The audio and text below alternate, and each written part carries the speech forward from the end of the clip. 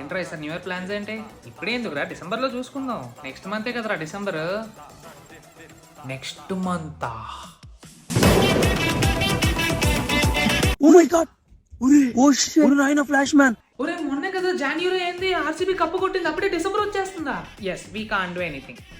ఏంటిది? Productive things to be done in 2025 mine only. 6 pack అయ్యిందా? Family pack.